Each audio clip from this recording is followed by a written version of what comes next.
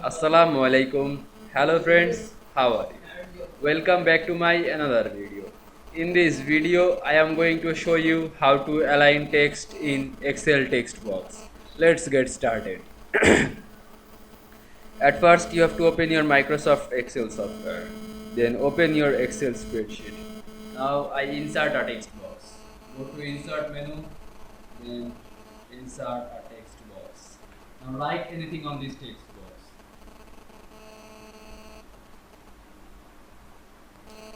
Now,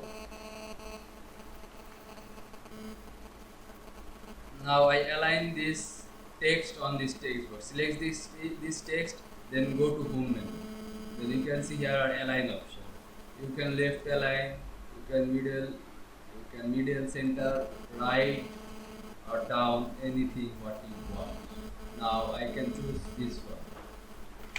Now you can see I align text in Excel text box very easily. I hope you enjoyed my video.